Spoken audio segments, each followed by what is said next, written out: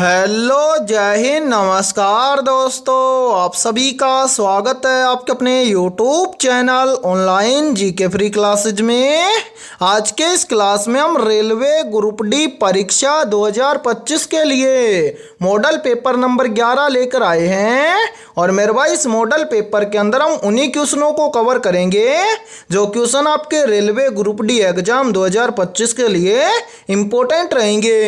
इसलिए इस model paper को आपको कंप्लीट देखना है और इस मॉडल पेपर के एंड में आपको बताना है कि आपके टोटल कितने क्वेश्चन है सही होते हैं। और यदि आप हमारे इस यूट्यूब चैनल से पहली बार जुड़े हैं तो इस यूट्यूब चैनल को कर लीजिए सब्सक्राइब और बेल आइकन को प्रेस करना, ताकि ऐसी शानदार क्लास का नोटिफिकेशन आपको सबसे पहले देखने को मिले। तो चलिए शुरू करते हैं आज के इस मॉडल पेपर को बिना देरी के। पहला प्रश्न है आप सभी के सामने, नीचे दी गई श्रृंखला श्रेणी में प्रश्न चिन्ह के स्थान पर आने वाली संख्या को ज्ञात करें। यानी कि ये पहला प्रश्न आप सभी के सामने सीरीज से संबंधित प्रश्न दिया गया है और आपसे पूछा गया है कि इस सीरीज में इस प्रश्न चिन्ह के स्थान पर कौन सी संख्या आएगी। तो मेरे भाई इस टाइप के प्रश्न को आप एग्जाम में देखते ही फटाफट से कैसे सोल्व करेंगे, तो वो देखिए आपको जब भी एग्जाम के अंदर सीरीज से संबंधित प्रश्न दिया जाए तो आपको क्या करना है, सबसे पहले आपको देखना है कि सीरीज में आपको क्या क्या दिया गया है। तो मेरे भाई यहाँ पर देखिए सीरीज में हमें दिया गया है सबसे पहले 3 के बाद में 10 के बाद में 24 के बाद में 52 के बाद में 108 है और 108 के बाद में हमसे पूछा गया है कि इस प्रश्न चिन्ह के स्थान पर कौन सी संख्या आएगी। तो मेरे भाई यहाँ पर ध्यान से देखिए इस प्रश्न को किस लॉजिक के आधार पर सोल्व किया गया है। मेरे भाई यहाँ पर देखिए इस सीरीज में हमें सबसे पहले संख्या दी गई है 3 के बाद में दिया गया है 10, तो 3 से 10 कैसे बन जाएगा। तो यहाँ पर देखिए यदि हम 3 के अंदर क्या कर दें +7 कर दें तो 3 और 7 मिलकर बन जाएगा 10। फिर देखिए 10 से आगे कितना बन रहा है 24, तो 10 से 24 कैसे बनेगा। तो मेरे भाई यहाँ पर देखिए यदि हम 10 के अंदर क्या कर दें +14 कर दें तो 10 और 14 मिलकर बन जाएगा 24। फिर देखिए 24 से कितना बन रहा है 52, तो 24 से 52 कैसे बनेगा। तो यहां पर देखिए यदि हम 24 के अंदर क्या कर दें +28 कर दें तो 24 और 28 मिलकर बन जाएगा 52। फिर देखिए 52 से कितना बन रहा है 108 है, तो 52 से 108 कैसे बनेगा।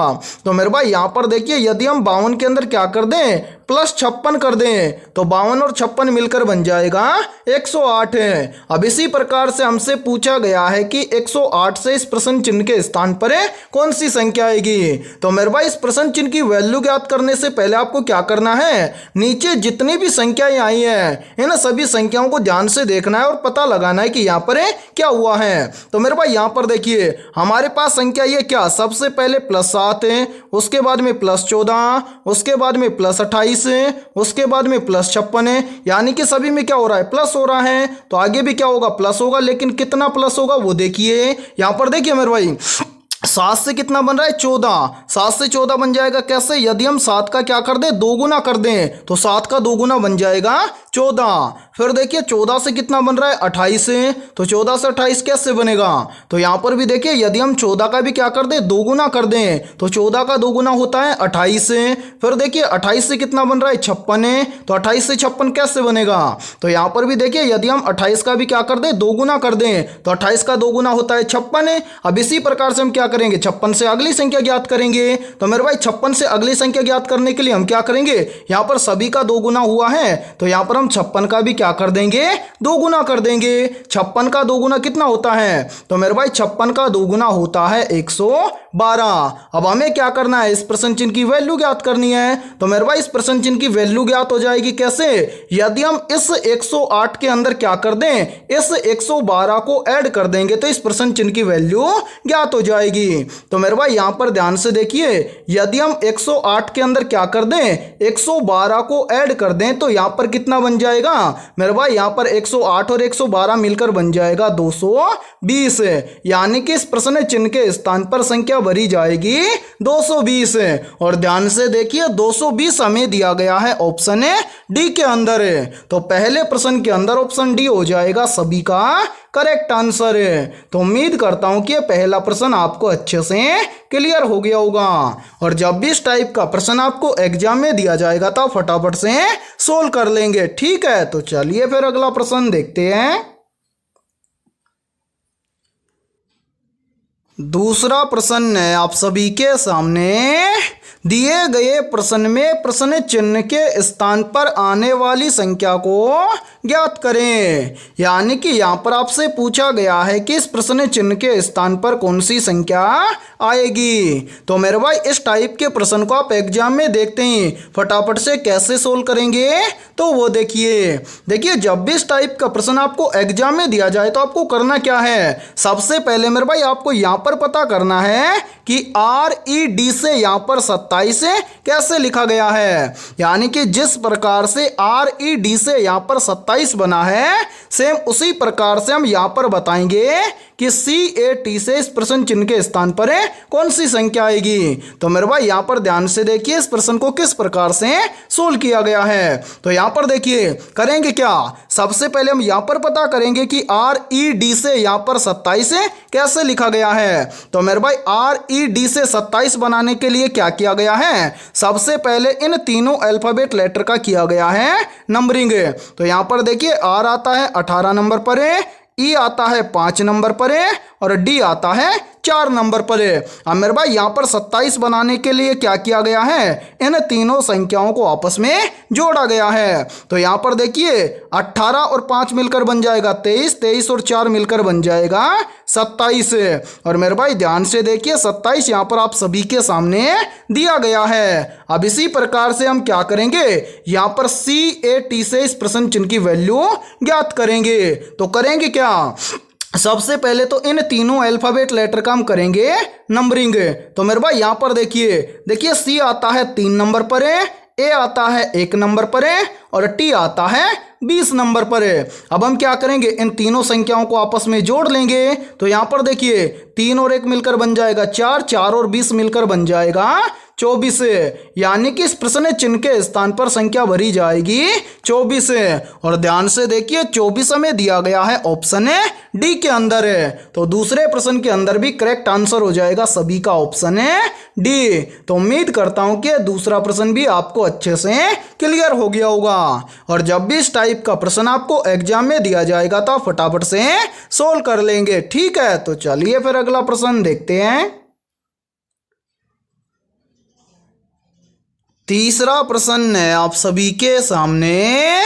नीचे दी गई श्रृंखला श्रेणी में प्रश्न चिन्ह के स्थान पर आने वाली संख्या को ज्ञात करें। यानी कि तीसरा प्रश्न आप सभी के सामने सीरीज से संबंधित प्रश्न दिया गया है और आपसे पूछा गया है कि इस सीरीज में इस प्रश्न चिन्ह के स्थान पर कौन सी संख्या आएगी। तो मेरे भाई इस टाइप के प्रश्न को आप एग्जाम में देखते हैं, फटाफट से कैसे सोल्व करेंगे तो वो देखिए जब भी आपको एग्जाम के अंदर सीरीज से संबंधित प्रश्न दिया जाए तो आपको क्या करना है, सबसे पहले आपको ये देखना है कि सीरीज में आपको क्या क्या दिया गया है। तो यहाँ पर देखिए सीरीज में हमें दिया गया है सबसे पहले 4, 4 के बाद में 6, 6 के बाद में 10, 10 के बाद में 18, 18 के बाद में 34, 34 के बाद में 66 और 66 के बाद में हमसे पूछा गया है कि इस प्रश्न चिन्ह के स्थान पर कौन सी संख्या आएगी। तो मेरे भाई यहाँ पर ध्यान से देखिए सीरीज को किस लॉजिक के आधार पर सोल्व किया गया है। तो यहाँ पर ध्यान से देखिए मेरे भाई सबसे पहले संख्या दी गई है 4, 4 के बाद में दिया गया है 6। तो 4 से 6 कैसे बनेगा, तो यहाँ पर देखिए यदि हम 4 के अंदर क्या कर दें, +2 कर दें तो 4 और 2 मिलकर बन जाएगा 6। फिर देखिए 6 से कितना बन रहा है 10 से, तो 6 से 10 कैसे बनेगा, तो मेरे भाई यहाँ पर देखिए यदि हम 6 के अंदर क्या कर दें +4 कर दें तो 6 और 4 मिलकर बन जाएगा 10। फिर देखिए 10 से कितना बन रहा है 18, तो 10 से 18 कैसे बनेगा, तो यहाँ पर देखिए यदि हम 10 के अंदर क्या कर दें +8 कर दें तो 10 और 8 मिलकर बन जाएगा 18। फिर देखिए 18 से कितना बन रहा है 34, तो 18 से 34 कैसे बनेगा, तो मेरे भाई यहाँ पर देखिए यदि हम 18 के अंदर अंदर क्या कर दे, प्लस 16 कर दें, तो 18 और 16 मिलकर बन जाएगा 34 है। फिर देखिए 34 से कितना बन रहा है, 66 है, तो 34 से 66 कैसे बनेगा, तो यहाँ पर देखिए यदि हम 34 के अंदर क्या कर दें, प्लस 32 कर दें, तो 34 और 32 मिलकर बन जाएगा 66 है। अब इसी प्रकार से हमें क्या करना है, 66 से इस प्रश्न चिन्ह की वैल्यू ज्ञात करनी है। तो मेरे भाई यहाँ पर देखिए 66 से इस प्रश्न चिन्ह की वैल्यू ज्ञात करने से पहले आपको क्या करना है, नीचे जितनी भी संख्याएं आई हैं इन सभी संख्याओं को ध्यान से देखना है और पता लगाना है कि यहाँ पर क्या हुआ है। तो यहाँ पर देखिए नीचे हमारे पास संख्या ये क्या, पहले हुआ है +2, उसके बाद में +4 है, उसके बाद में +8, उसके बाद में +16, उसके बाद में +32 है, यानी कि सभी में क्या हुआ है, प्लस हुआ है। तो 32 के बाद भी क्या होगा, प्लस होगा, लेकिन कितना प्लस होगा वो देखिए। यहाँ पर देखिए मेरे भाई 2 से कितना प्लस हुआ, 4 है, तो 2 से 4 बन जाएगा कैसे, यदि हम 2 का क्या कर दें, 2 गुना कर दें तो बन जाएगा 4। फिर देखिए 4 से कितना बन रहा है, 8 है, तो 4 से 8 कैसे बनेगा, तो यहाँ पर भी देखिए यदि हम 4 का क्या कर दें, 2 गुना कर दें, तो 4 का 2 गुना बन जाएगा 8 है। फिर देखिए 8 से कितना बन रहा है, 16, तो 8 से 16 बनेगा कैसे, यहाँ पर भी देखिए यदि हम 8 का क्या कर दे, 2 गुना, तो यहाँ पर बन जाएगा 16। फिर देखिए 16 से कितना बन रहा है, 32 है, तो मेरे भाई 16 से 32 बनेगा कैसे, तो यहाँ पर भी देखिए यदि हम 16 का क्या कर दे, 2 गुना कर दें, तो 16 का 2 गुना होता है 32। ठीक है, अब इसी प्रकार से हम क्या करेंगे, 32 से अगली संख्या निकालेंगे। तो 32 से अगली संख्या निकालने के लिए हम क्या करेंगे, जब सभी का 2 गुना हुआ है तो 32 का भी कर देंगे 2 गुना। 32 का 2 गुना कितना होता है, तो मेरे भाई 32 का 2 गुना होता है 64 है। अब हमें क्या करना है, इस प्रश्न चिन्ह की वैल्यू ज्ञात करनी है। तो मेरे भाई इस प्रश्न चिन्ह की वैल्यू ज्ञात हो जाएगी कैसे, यदि हम इस 66 के अंदर क्या कर दें, इस 64 को ऐड कर दें तो प्रश्न चिन्ह की वैल्यू ज्ञात हो जाएगी।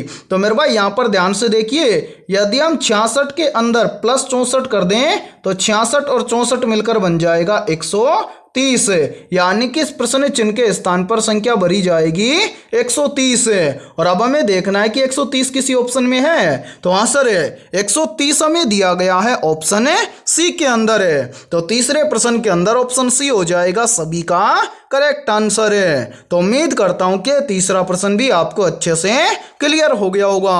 और जब भी इस टाइप का प्रश्न आपको एग्जाम में दिया जाएगा तो फटाफट से सोल्व कर लेंगे। और मेरे भाई यहाँ पर देखिए आप सभी के लिए बहुत ही इंपॉर्टेंट सूचना है, यदि आप पहली बार के अंदर रेलवे ग्रुप डी एग्जाम 2025 को क्रैक करना चाहते हैं तो मेरे भाई हमने आपके रेलवे ग्रुप डी एग्जाम 2025 के लिए जीके, जीएस, साइंस, मैथमेटिक्स और रीजनिंग यानी कि ऑल सब्जेक्ट के ऊपर मोस्ट इंपोर्टेंट क्वेश्चन का मास्टर पीडीएफ सेट तैयार किया है। और जो भी अभ्यर्थी ये मास्टर पीडीएफ सेट लेना चाहता है वो हमारे इस व्हाट्सएप नंबर पर कांटेक्ट करके ले सकता है। और इस मास्टर पीडीएफ सेट की प्राइस हमने रखी है मात्र और मात्र 80 रुपए, यानी कि 80 रुपए की फीस के अंदर आपको ऑल सब्जेक्ट का मास्टर पीडीएफ सेट दिया जाएगा।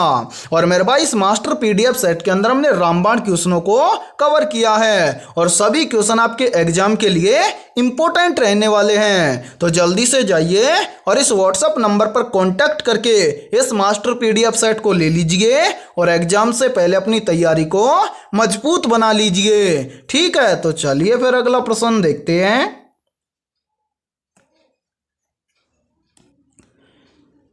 चौथा प्रश्न है आप सभी के सामने, एक कूट भाषा में यदि HE बराबर 40 लिखा जाता है और GO बराबर 105 लिखा जाता है तो उसी कूट भाषा में BAND को किस प्रकार लिखा जाएगा।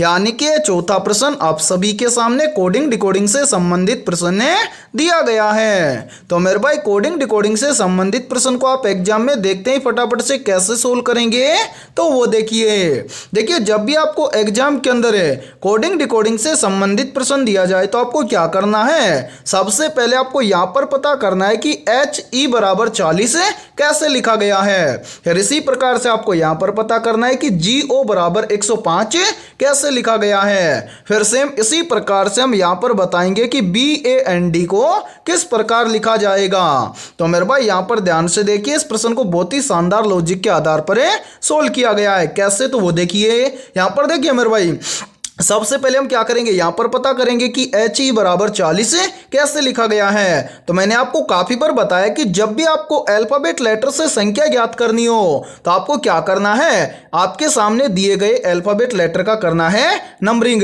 तो मेरे भाई यहां पर ध्यान से देखिए, यहां पर देखिए एच आता है कितने नंबर पर, 8 नंबर पर है। उसके बाद में क्या है, ई आता है मेरे भाई कितने नंबर पर, 5 नंबर पर है। अब यहां पर क्या किया गया है, इन दोनों संख्याओं को आपस में गुणा किया गया है। यदि हम 8 और 5 को आपस में गुणा कर देंगे तो यहां पर बन जाएगा 8 पंजे 40। और मेरे भाई यहां पर देखिए 40 आप सभी के सामने दिया गया है। अब इसी प्रकार से हम क्या करेंगे, यहां पर पता करेंगे कि GO बराबर 105 सेम इसी प्रकार से लिखा गया है क्या। तो करेंगे क्या, सबसे पहले इन दोनों अल्फाबेट लेटर का करेंगे नंबरिंग।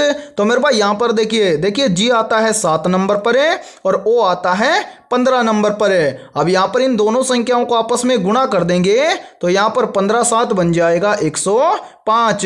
और मेरे भाई ध्यान से देखिए 105 आप सभी के सामने दिया गया है। तो यहां पर देखिए यही सेम लॉजिक लगाएंगे हम यहां पर BAND के अंदर है और यहां पर पता करेंगे कि BAND को किस प्रकार से लिखा जाएगा। तो मेरे भाई यहां पर देखिए हम क्या करेंगे, सबसे पहले इन सभी अल्फाबेट लेटर का करेंगे नंबरिंग। तो यहां पर देखिए बी आता है कितने नंबर पर, 2 नंबर पर, तो यहां पर लिख देंगे 2। उसके बाद में है ए आता है 1 नंबर पर, यहां पर लिख देंगे 1। उसके बाद में क्या है एन आता है मेरे भाई कितने नंबर पर, 14 नंबर पर, यहां पर लिखेंगे 14। उसके बाद में है डी आता है कितने नंबर पर, 4 नंबर पर, यहां पर लिखेंगे 4। अब हम यहां पर क्या करेंगे, इन सभी संख्याओं को आपस में गुणा कर लेंगे। ठीक है, तो यहां पर देखिए 2 का गुणा 1 के साथ में करेंगे तो 2 एकम 2।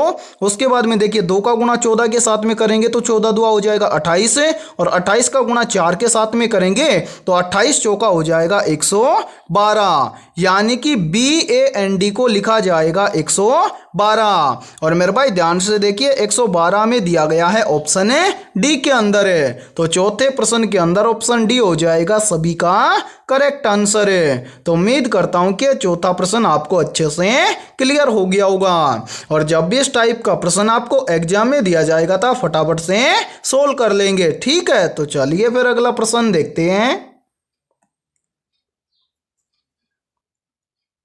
5वां प्रश्न है आप सभी के सामने।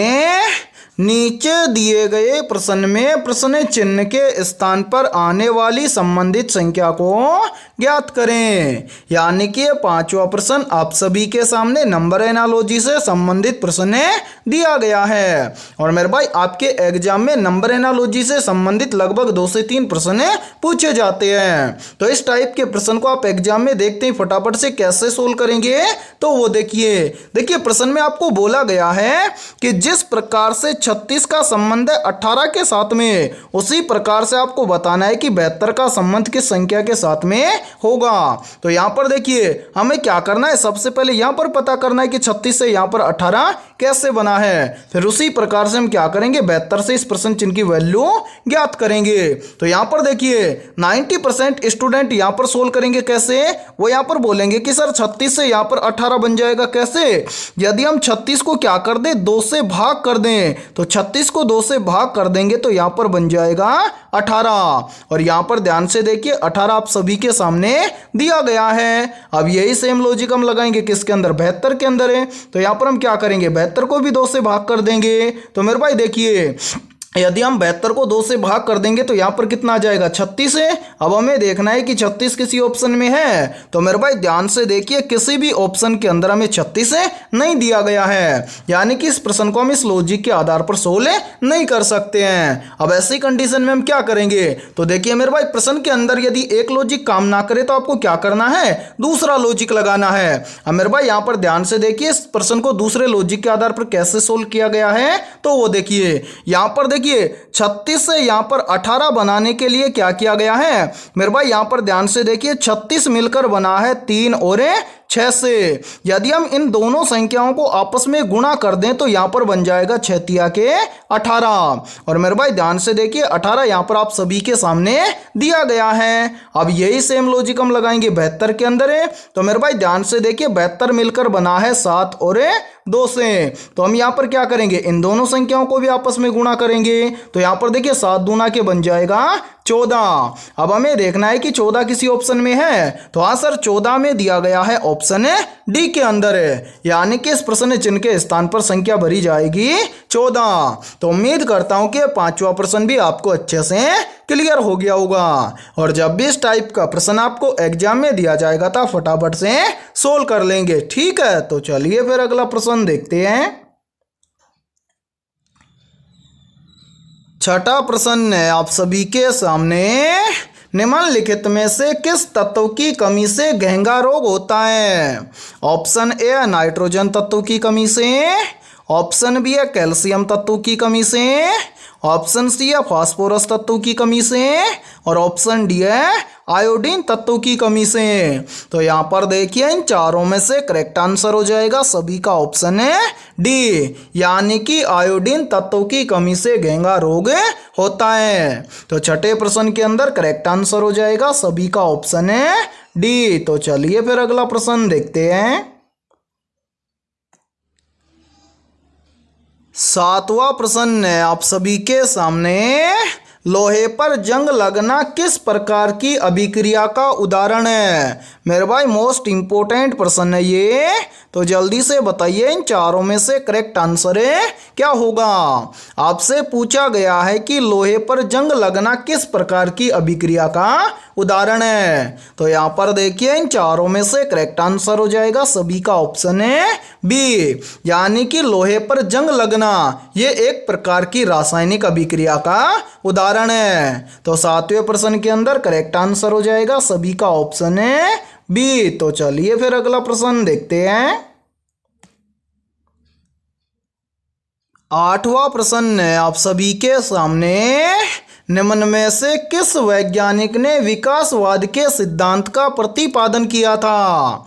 ऑप्शन ए वैज्ञानिक डार्विन ने, ऑप्शन बी है वैज्ञानिक मैक्सवेल ने, ऑप्शन सी है वैज्ञानिक न्यूटन ने, और ऑप्शन डी है वैज्ञानिक जॉनसन ने। तो यहाँ पर देखिए इन चारों में से करेक्ट आंसर हो जाएगा सभी का ऑप्शन है ए, यानी कि वैज्ञानिक डार्विन ने विकासवाद के सिद्धांत का प्रतिपादन किया था। तो आठवें प्रश्न के अंदर करेक्ट आंसर हो जाएगा सभी का ऑप्शन है ए। तो चलिए फिर अगला प्रश्न देखते हैं। नौवां प्रश्न है आप सभी के सामने, जंग लगने पर लोहे के भार में क्या परिवर्तन होता है? तो यहाँ पर देखिए इन चारों में से करेक्ट आंसर हो जाएगा सभी का ऑप्शन है बी, यानी कि जंग लगने पर लोहे का भार बढ़ जाता है। तो नौवें प्रश्न के अंदर करेक्ट आंसर हो जाएगा सभी का ऑप्शन है बी। और मेरे भाई यहाँ पर देखिए, यदि ये क्लास आपको पसंद आ रही है तो जल्दी से एक बार इस क्लास को लाइक कर दीजिए, और यदि आप हमारे इस YouTube चैनल से पहली बार जुड़े हैं तो इस YouTube चैनल को कर लीजिए सब्सक्राइब और बेल आइकन को प्रेस करना, ताकि ऐसी शानदार क्लास का नोटिफिकेशन आपको सबसे पहले देखने को मिले। और आज की इस क्लास के अंदर हमने बहुत ही इंपॉर्टेंट क्वेश्चनों को कवर किया है, इसलिए सभी को इस क्लास को क्या करना है, कंप्लीट देखना है, और क्लास के एंड में आपको बताना है कि आपके टोटल कितने क्वेश्चन सही होते हैं। तो चलिए फिर अगला प्रश्न देखते हैं। 10वां प्रश्न है आप सभी के सामने, किस यंत्र के द्वारा सौर ऊर्जा को विद्युत ऊर्जा में रूपांतरित किया जाता है?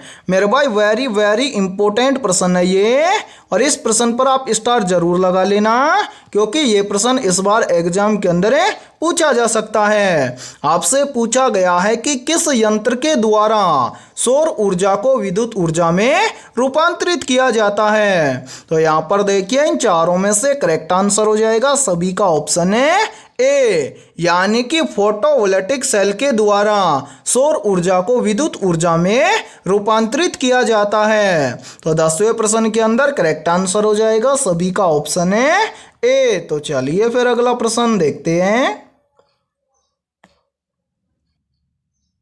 11वां प्रश्न है आप सभी के सामने, कम तापमान को मापने वाले यंत्र को क्या कहा जाता है?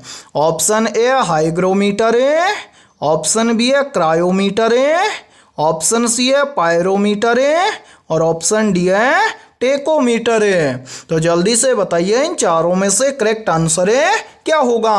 आप सभी से पूछा गया है कि कम तापमान को मापने वाले यंत्र को क्या कहा जाता है। तो यहाँ पर देखिए इन चारों में से करेक्ट आंसर हो जाएगा सभी का ऑप्शन है बी, यानी कि कम तापमान को मापने वाले यंत्र को कहा जाता है क्रायोमीटर है। तो 11वें प्रश्न के अंदर करेक्ट आंसर हो जाएगा सभी का ऑप्शन है बी। तो चलिए फिर अगला प्रश्न देखते हैं।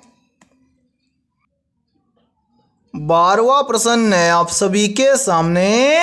यदि निर्वात में लोहा, कागज और पत्थर के टुकड़े को एक साथ गिराया जाता है तो कौन सा पृथ्वी की सतह पर सबसे पहले गिरेगा।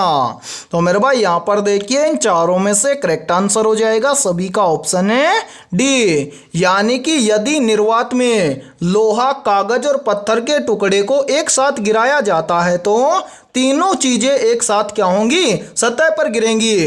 यानी कि हम बोल सकते हैं कि निर्वात में यदि लोहा, कागज और पत्थर के टुकड़े को एक साथ गिराएंगे तो पृथ्वी पर तीनों क्या होंगे, एक साथ गिरेंगे। ठीक है, तो 12वें प्रश्न के अंदर करेक्ट आंसर हो जाएगा सभी का ऑप्शन है डी। तो चलिए फिर अगला प्रश्न देखते हैं।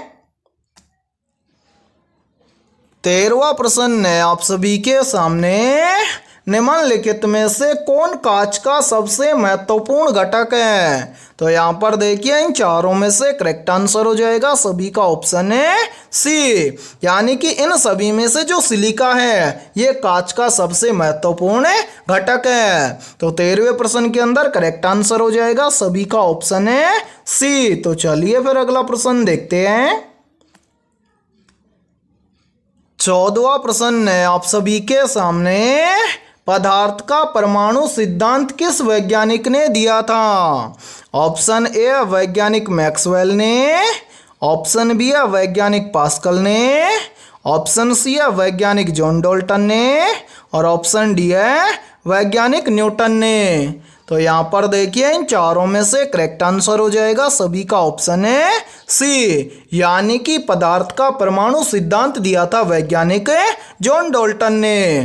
तो 14वें प्रश्न के अंदर करेक्ट आंसर हो जाएगा सभी का ऑप्शन है सी। तो चलिए फिर अगला प्रश्न देखते हैं।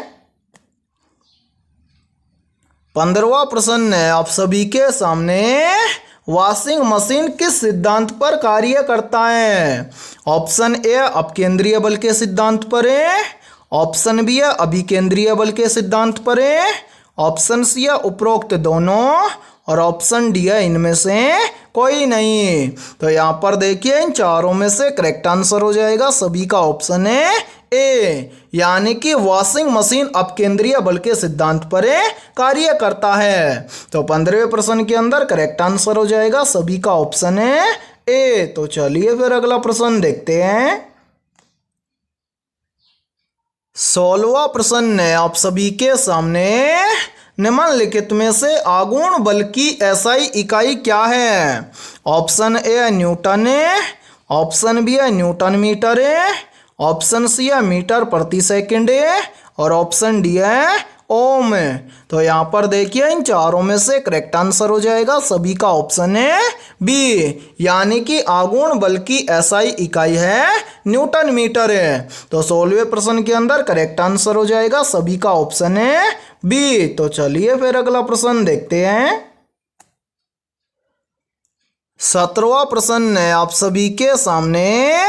अल्जाइमर रोग मानव शरीर के किस अंग को मुख्य रूप से प्रभावित करता है। ऑप्शन ए मस्तिष्क को, ऑप्शन बी है हृदय को, ऑप्शन सी है यकृत को और ऑप्शन डी है फेफड़ा को। तो यहाँ पर देखिए इन चारों में से करेक्ट आंसर हो जाएगा सभी का ऑप्शन है ए, यानी कि अल्जाइमर रोग मानव शरीर के मस्तिष्क अंग को मुख्य रूप से प्रभावित करता है। तो 17वें प्रश्न के अंदर करेक्ट आंसर हो जाएगा सभी का ऑप्शन है ए। तो चलिए फिर अगला प्रश्न देखते हैं। 18वां प्रश्न है आप सभी के सामने। फ्लोरोसेंट लैंप में चौक के उपयोग का मुख्य उद्देश्य क्या है।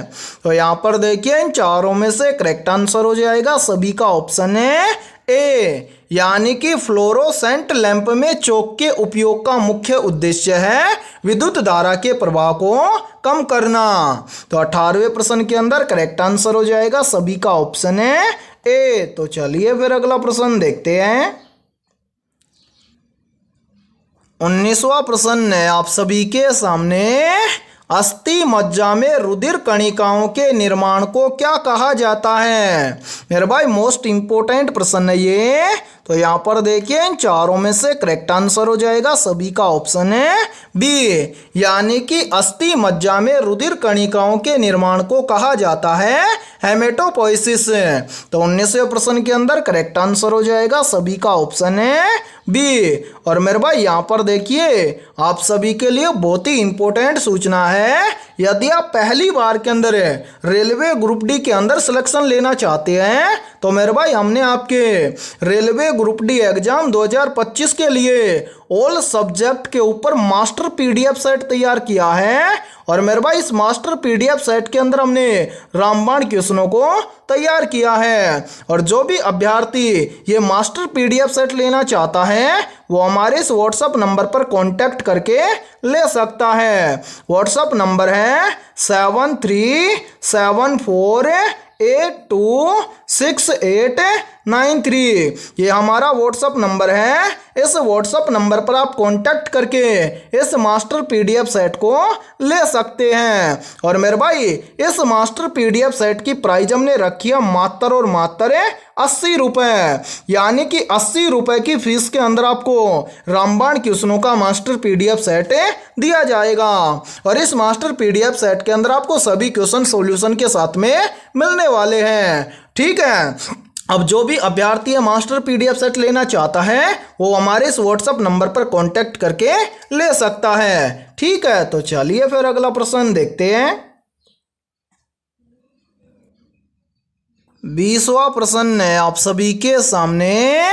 यदि किसी तत्व का परमाणु क्रमांक बराबर है लेकिन परमाणु भार भिन्न है तो उस तत्व को क्या कहते हैं? तो यहाँ पर देखिए इन चारों में से करेक्ट आंसर हो जाएगा सभी का ऑप्शन है बी, यानी कि यदि किसी तत्व का परमाणु क्रमांक बराबर है लेकिन उस तत्व का परमाणु भार भिन्न है तो उस तत्व को कहा जाता है समस्थानिक।